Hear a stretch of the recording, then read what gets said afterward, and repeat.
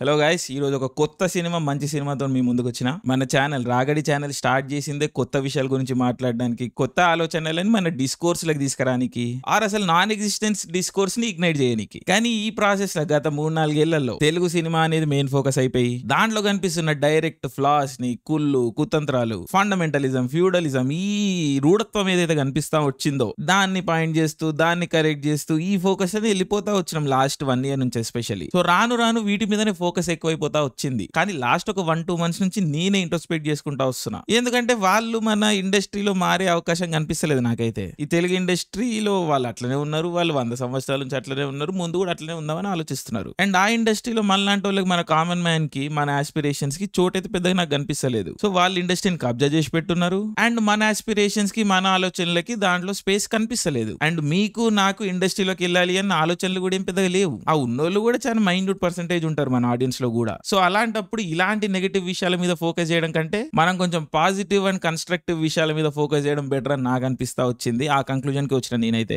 So వీటి మీద కొంచెం ఫోకస్ పెంచుదామని డిసైడ్ అవ్వడం అయితే జరిగింది. అఫ్ కోర్స్ తెలుగు ఇండస్ట్రీ గురించి నిజాలు, వాటి గురించి మాటలు మనం సినిమా బాగుండాలి వాటిలో మాట్లాడుకుందాం. బట్ మోర్ ఆఫెన్ ఇలాంటి వీడియోల ద్వారా, ఇలాంటి రివ్యూల ద్వారా మనం వరల్డ్ సినిమాని, మంచి ఆలోచనలు, గొప్ప ఆలోచనలు, ప్రపంచంలో ఏం జరుగుతున్నది, ఇలాంటి వాటి మీద కూడా ఫోకస్ ఎక్కువ పెట్టుకుందాం కొంచెం. అండ్ దానిలో భాగంగానే first video sinners movie review. Sinners అనే మూవీ నిన్న రిలీజ్ అయింది ఇండియాలో. Directed by the amazing rain కూగ్లర్. Rain కూగ్లర్ సినిమాలు మీరు చూసే ఉంటారు. క్రీడ్, బ్లాక్ ప్యాంథర్ సినిమాలు ఆయనే తీసిర్రు. ఆయన ఫస్ట్ సినిమా ఫ్రూట్వేల్ స్టేషన్, ఆ సినిమా అప్పటి నుంచి నేను ఆయన ఫాలో అవుతున్నా. నాకు చాలా చాలా ఇష్టం rain కూగ్లర్. One of the most original voices. అంటే ఇట్ ఫేస్ వాల్యూ చూసుకున్నప్పుడు కొంతమంది ఆయన్ని ఓన్లీ బ్లాక్ ఇష్యూస్ మీద ఫోకస్ చేస్తారు, ఏదో ఆ రేసిజం ఆ యాంగిల్ లోనే అనుకుంటారు, ఆయన్ని ఆ యాంగిల్ లో బ్రాకెట్ చేయడానికి చూస్తారు. బట్ లేదు, ఆయన ఎప్పుడు పాజిటివిటీ గురించి మాట్లాడతాడు. సిచ్యువేషన్ ని ఉన్నది ఉన్నట్టు చూపిస్తూ, అనలైజ్ చేస్తూ, దాంట్లోంచి ఎంపవర్మెంట్ లోపల నుంచి ఎట్లా వస్తుంది, ఇలాంటి డీప్ ఐడెంటిటీ విషయాల గురించి ఆయన మాట్లాడతారు, ఎక్స్ప్లోర్ చేస్తారు. అండ్ చాలా బ్యూటిఫుల్ అండ్ అమేజింగ్ ఆర్టిస్ట్ ఆయన. ఒక ట్రూలీ ఒరిజినల్ వాయిస్. అండ్ ఆయన ఎస్థెటిక్ ఏదైతే ఉంటుందో, ఆయన క్రాఫ్ట్ ఏదైతే ఉంటుందో, ఆయన టెక్నికల్ క్యాపబిలిటీ ఏదైతే ఉంటుందో, it's really amazing. And he sense of sound and music, it's brilliant. అంటే మీరు ఆయన ఫస్ట్ సినిమాలు చూడండి, ఆ హిప్ హాప్ కల్చర్, ఆ బ్లాక్ కల్చర్, ఆ అమెరికన్ కల్చర్ వైబ్ ని పట్టుకుంటాడు. Like inner city, hard core. So ఈ ప్రాసెస్ లో ఆయన చాలా సక్సెస్ఫుల్ అయ్యిండు. మార్వెల్ సినిమాలు తీసిండు. అంటే మార్వెల్ సినిమాను ఒక కల్చరల్ ఈవెంట్ చేసిండు. వరల్డ్ వైడ్ ఒక టూల్ ఆఫ్ ఎంపవర్మెంట్ లాగా డిజైన్ చేసిండు. ఇండియాలో మనకి బ్లాక్ ప్యాంథర్ సిగ్నిఫికెన్స్ పెద్దగా అర్థం కాకపోవచ్చు, కానీ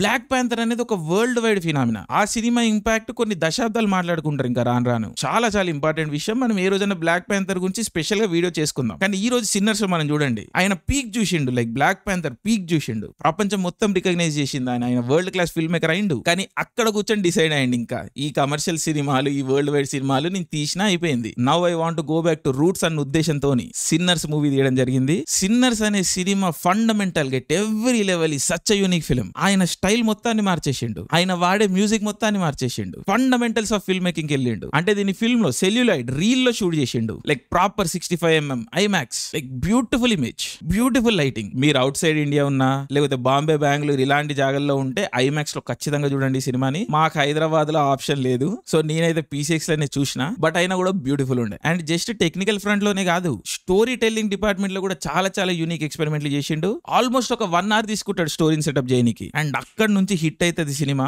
యాక్షన్ ఉంటది, థ్రిల్ ఉంటది, అడ్వెంచర్ ఉంటది, స్కేరీ ఉంటది. బట్ దానికి తోడు డీప్ లెవెల్లో వెళ్ళి పెనట్రేట్ చేస్తుంది థాట్ అనేది. బాగా షేక్ అవుతాం. హిట్ అయితే మాత్రం బాగా షేక్ అవుతాం. నాకు చాలా గట్టిగా హిట్ అయింది అండ్ నేను మస్తు షేక్ అయినా. సిన్నర్స్ కథ అనేది చాలా కాంప్లెక్స్ ఉంటది. అండ్ చాలా complex themes, identity, racism, religion, family, war, violence, ఇలాంటి చాలా థీమ్స్ ని టచ్ చేస్తుంది. But sinners movie most important theme ఏంటి అని మీకు చెప్పాలి అంటే it is religion. Especially colonialism లో రిలీజన్ రోల్ ఏంది అని. అంటే మీకు సింపుల్ గా చెప్పే ప్రయత్నం చేస్తా. 15-16 శతాబ్దంలో తెల్ల యూరోపియన్ అనేటోడు ప్రపంచాన్ని కబ్జా చేయడం స్టార్ట్ చేసిండు. దాన్ని కలోనియలిజం అంటారు. వీడు ఏం చేసిండు, వీడు లాటిన్ అమెరికాకు వేయిండు, ఆఫ్రికాకు వేయిండు, ఏషియాకు వచ్చిండు. వచ్చి ఏం చేసిండు, ఇక్కడున్న జనాలను చంపి వాళ్ళ భూములు, వనరులని గుంజుకొని మిగిలిన వాళ్ళని బానిసలుగా చేసుకున్నాడు. ఇప్పుడు ఈ బానిస అనేటోడు బతుకున్నాడు కదా, వాడు షేక్ అవుతాడు కదా, షాక్ అవుతాడు కదా, అరే ఏమైతుంది ఇది అని చెప్పి. సో వాడు ఇంత డీప్ పెయిన్ లో, బాధలో ఉన్నప్పుడు వాడి భూమిని, వాడి కల్చర్ ని, వాడి ఫ్యామిలీని, వాడి సభ్యతని అన్ని కోల్పోయినప్పుడు, వాటి నుంచి దూరం చేయబడ్డప్పుడు వాడు చచ్చిపోతా ఉంటాడు కదా. వాడికి ఏదో సూపర్ఫిషియల్ కంఫర్ట్ ఇయనికి వాడికి రిలీజన్ ఇచ్చిండు అన్నట్టు. అది కూడా తెల్లోడి రిలీజన్. అంటే అర్థం చేసుకోండి, ఒక చేత్తోని వాడి భూమిని, వాడి వనరుల్ని, వాడి ఫ్యామిలీని, వాడి కల్చర్ ని, వాడి భాషని మొత్తం లాగేసుకొని ఇంకో చేత్తోని వాడు రిలీజన్ ఇచ్చిండు. సో ఇప్పుడు ఈ బానిస అనేటోడు, ఈ కొలోనియల్ సబ్జెక్ట్ అనేటోనికి ఏమైతుంది, మన దగ్గర లిటరలీ ఏం లేదు. సో ఉన్నదేంది మన దగ్గర, ఈ తెల్లోడి ఇచ్చిన రిలీజన్. సో దీంట్లోనే కంఫర్టబుల్ ఉండడం స్టార్ట్ చేస్తాడు, కంఫర్ట్ ని సీక్ చేసుకోవడం స్టార్ట్ చేస్తాడు. ఈ దేవుడు నా కోసమే ఉన్నాడు, ఈ దేవుడు నన్ను చూసుకుంటాడు, ఏ పాపం వచ్చినా అన్న ఇది ఒక డిపెండెంట్ జోన్ లో, ఒక డార్క్ జోన్ లోకి వెళ్ళిపోతాడు అన్నట్టు. అండ్ ఒక 2-3 జనరేషన్స్ తర్వాత ఇదే నేను అన్న ఐడెంటిటీలోకి వచ్చేస్తాడు. ఎందుకంటే వాళ్ళ లోపల ఒక వాక్యూమ్ ఉన్నది. ఆ వాక్యూమ్ ని రిలీజన్ మొత్తం ఫిల్ చేసేస్తుంది, మొత్తం ఆక్యుపై చేస్తుంది. ఫ్యామిలీలోని ప్రతి ఆస్పెక్ట్ రిలీజన్ టేక్ ఓవర్ చేస్తుంది. సో ఇది హిస్టారికల్లీ డాక్యుమెంటెడ్ ఫ్యాక్ట్ అన్నమాట. సో ఇప్పుడు ఒక 4-5 జనరేషన్స్ తర్వాత ఈ బానిస అనేటోడు కూర్చొని ఆలోచించినప్పుడు, అరే నా లైఫ్ లో ఏం లేదు, రిలీజన్ ఒకటే ఉన్నది, అండ్ నేను చాలా బాధలు ఉన్న, పెయిన్లు ఉన్నా, నాకేం కనిపిస్తలేదు, అసలు నేనెవరు అన్న ఒక ఆత్మమదన లేదా క్షోభ అనేది స్టార్ట్ అయినప్పుడు చాలా డార్క్ ఫేస్ లకి, డార్క్ ప్రాసెస్ లకి వెళ్ళిపోతాడు అన్నట్టు. దాంట్లోంచి ఈ రెబెలియన్, ఇండిపెండెన్స్ మూవ్మెంట్లు ఇవన్నీ పుట్టినాయి. ఇది చరిత్ర. ఈ విషయాన్ని సిన్నర్స్ మూవీ అనేది ఒక బ్యూటిఫుల్ స్టోరీ, బ్యూటిఫుల్ క్యారెక్టర్ల ద్వారా మనకు చెప్తుంది, ఆర్ చెప్పే ప్రయత్నం చేస్తుంది, అండ్ ఎక్స్ట్రాడినరీ లెవెల్లో సక్సెస్ అవుతుంది. అంటే తెల్లోడు అనేటోడు రిలీజన్ ని ఎంత ఎఫెక్టివ్ గా వాడిండంటే ఈ రోజుకి చాలా దేశాల్లో, మన దేశంలో కూడా ఇంక్లూడెడ్ చెప్తా ఉంటారు, అరే చూడని తెల్లోడు పలానా రిలీజన్ ఓడు కాబట్టి వాడు చాలా డెవలప్ అయ్యిండు, మన దగ్గర చాలా పైసలు ఉన్నాయని. కానీ చరిత్ర ఏంటి, చరిత్ర ఆనవాళ్ళు ఏంటి, 14-15 శతాబ్దం నుంచి ఈ సోకాల్డ్ తెల్లోడు అనేటోడు డబ్బులు సంపాదించడం స్టార్ట్ చేసిండు, లేకపోతే సంపన్నుడు అవ్వడం స్టార్ట్ చేసిండు. కానీ వాని మతం ఎప్పుడు మన దగ్గర 2000 సంవత్సరాల నుంచి ఉన్నది. మరి ఫస్ట్ 1500 ఇయర్స్ ఏం చేసిండాడు, వాడు కొట్టుకదచ్చిండు. అండ్ ఈ మతం 1000 సంవత్సరాల నుంచి ఉంటున్న రోమన్ సామ్రాజ్యంలోకి వచ్చిన తర్వాత రోమన్ సామ్రాజ్యం అనేది క్షీణించిపోయింది, అల్టిమేట్లీ చచ్చిపోయింది. మొత్తం యూరోపే డార్క్ ఏజ్ లకి వెళ్ళిపోయినది కొన్ని శతాబ్దాల పాటు, ఫర్ సెంచరీస్. అండ్ వాళ్ళు దీంట్లోంచి ఎప్పుడు బయటకు రావడం స్టార్ట్ చేసిర్రు, ఆఫ్రికా వాడిని, లాటిన్ అమెరికా వాడిని, ఏషియా వాడిని, మనల్ని కబ్జా చేయడం స్టార్ట్ చేసినప్పుడు. సో వాడి డెవలప్మెంట్ కి, సంపదకి మతంతో సంబంధం లేదు, కబ్జాలతో సంబంధం, వైలెన్స్ తో సంబంధం. కానీ తెల్లోడు వాడి పాపాలని వాడు కడుక్కోనికి దానికి మతం అనే బ్లాంకెట్ వేస్తాడు. ఆ బ్లాంకెట్ లో స్మాల్ పాక్స్ నింపి మనకిస్తాడు. పాపాలు చేసింది వాడైతే మనల్ని పాప అంటాడు, మనందరినీ పాపలని చేసి మన మీద ఎక్కే గురుతా ఉంటాడు. చూడండి చరిత్ర ఇది. ఇవన్నీ కూడా హిస్టారికల్లీ డాక్యుమెంటెడ్ ఫ్యాక్ట్స్.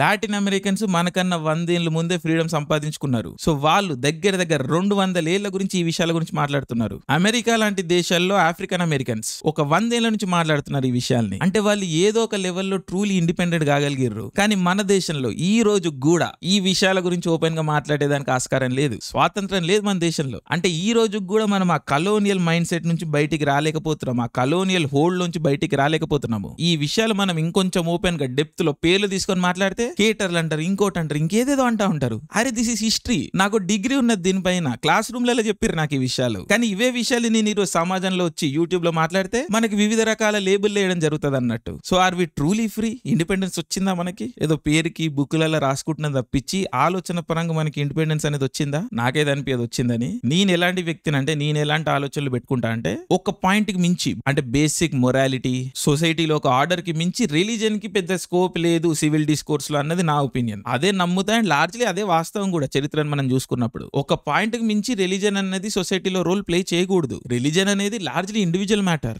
ఆర్గనైజ్ అయితా, నేను దీన్ని పొలిటికల్ డిస్కోర్స్ లకు పట్టుకొస్తా, దీన్ని బట్టి జనాల్ని మ్యానిపులేట్ చేస్తా, రెచ్చగొడతా, అటు కన్వర్ట్ చేస్తా, ఇటు తిప్తా, ఇవన్నీ మంచి విషయాలు కాదు, మంచి డైరెక్షన్ లో తీసుకుపోవు సొసైటీని. అది నేను ఫండమెంటల్ గా నమ్ముతాను. దీన్నే బ్రాడ్లీ సెక్యులరిజం అంటారు. And I'm in spirit fundamentally true secularist. కానీ ఈ రోజు భారతదేశంలో సెక్యులరిజం అంటే నిజం మాట్లాడొద్దు అన్న స్టేజ్ కి వచ్చేసినాం మనం. బట్ భారతీయ తత్వం ఏంది? హిస్టారికల్ గా చేజింగ్ నాలెడ్జ్, సత్యం, ట్రూత్. అదే భారతదేశము, అదే భారతీయ విలువ. ఆ సత్యమే ఈ రోజు మన సొసైటీలో లేదు. అంటే కలోనియల్ ప్రాజెక్ట్ ఈస్ కంప్లీట్. ఈ రోజు మన దేశంలో నిజం అనేది లేదు, నిజం అనేది మాట్లాడొద్దు, నిజం అనేది బ్యాండ్. నువ్వు నిజం మాట్లాడుతున్నావు అంటే నీకన్నా పెద్ద క్రిమినలే లేడు. ఆ స్టేజ్ కి వచ్చేసినాం. ఆ అడ్వాన్స్డ్ లెవెల్ ఆఫ్ కలోనియలిజం లో ఉన్నాం మనం. ఇన్ఫాక్ట్ భారతదేశంలో తెల్లోడు ఉన్నప్పుడు తెల్లోడి పార్లమెంట్ లో భగత్ సింగ్ అనే వ్యక్తి వెళ్ళి బాంబ్ వేసిండు. అది జస్ట్ స్మోక్ బాంబ్ అనుకోండి, బట్ వేసిర్రు. సో న్యాచురల్లీ ఆయన తీసుకెళ్లి జైల్లో పెట్టిండు, తెల్లోడు పెట్టి టార్చర్ చేసిండు అనుకోండి. కానీ అలాంటి పరిస్థితుల్లో ఉన్న భగత్ సింగ్ కి ఆయన ఆలోచనలు వ్యక్తపరచుకోవడానికి ఒక స్వాతంత్రం ఉండే. ఆయన ఆలోచనల్ని ఆయన పెన్ను పేపర్ పెట్టి రాసిండు. అవి ఈ రోజు కూడా మనం చదవచ్చు. అంటే అలాంటి ఒక పరిస్థితిలో ఉన్న భగత్ సింగ్ కి ఉన్న వాక్ స్వాతంత్రం కూడా ఈ రోజు ఇండిపెండెంట్ ఇండియాలో ఉన్న మనకి లేదు. ఆ సిచ్యువేషన్ లో ఉన్న భగత్ సింగ్ కంటే తక్కువ రైట్స్ ఉన్నాయి ఈ రోజు మనకి. అంటే మనం ఇండిపెండెంట్ ఉన్నామా, ఫ్రీ ఉన్నామా? ఈ ఒక్క విషయంలో కదా, అన్ని విషయాల్లో జనరల్ గానే చూసుకోండి. We have no freedom at all. And I'm sorry to say, but it's a fact. It's a bloody fact. అంటే 60-70 ఏళ్ల క్రితం గాబ్రియల్ గార్సియా మార్కెస్ కున్న ఫ్రీడమ్, హూలియో కోర్తజార్ కున్న ఫ్రీడమ్, కార్లోస్ ఫుయెంతెస్ కున్న ఫ్రీడమ్,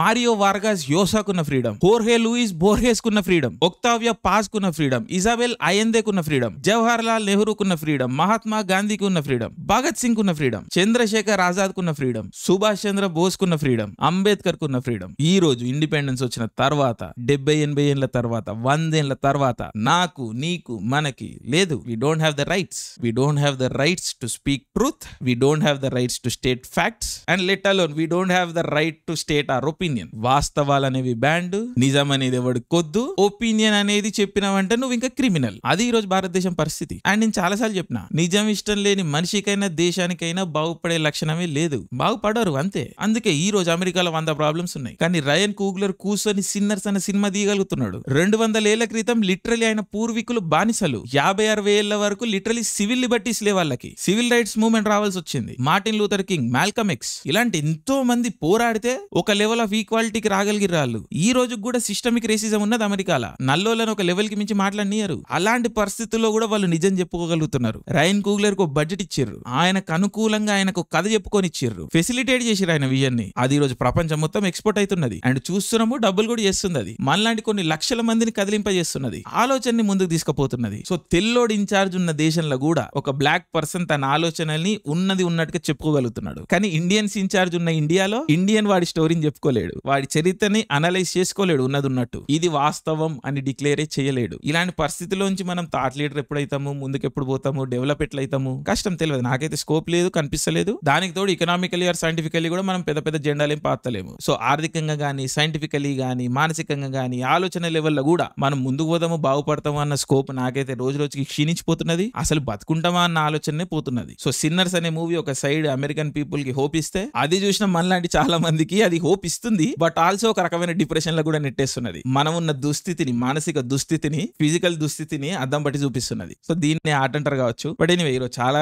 కాంప్లికేటెడ్ థీమ్స్ మనం touch చేసినాము. But fundamental గా bottom line ఏంటంటే, నిజం ఈ రోజు తొక్కబడుతున్నది మన దేశంలో. ఆర్ డెత్ బెడ్ మీద ఉన్నది, లేకపోతే చచ్చిపోయిందని అనుకోవాలి. కానీ ఇన్ని ప్రాబ్లమ్స్ ఉన్న అమెరికాలో మాత్రం ఈ రోజు కూడా నిజం అనేది మాట్లాడుతున్నారు. అందుకే వాడు ముందుకు వెళ్తాడు. So rayon కూగ్లర్, love you brother. నీ క్రాఫ్ట్ కి, నీ స్కిల్ కి, నీ విజన్ కి, నీ ఆర్ట్ కి, అండ్ ఇంకా ముఖ్యంగా నీ గట్స్ కి నా salute. Love you, love you, love you. And ఇలాంటి ఒక గొప్ప సినిమా భారతదేశంలో ఎవరో ఒకరు తీసి దానిని చూసి మన ఛానల్లో మాట్లాడాలి అనేది నా కోరిక. అది తీరుతుందో లేదో చూద్దాం. హోప్ పెట్టుకొని పోదాం.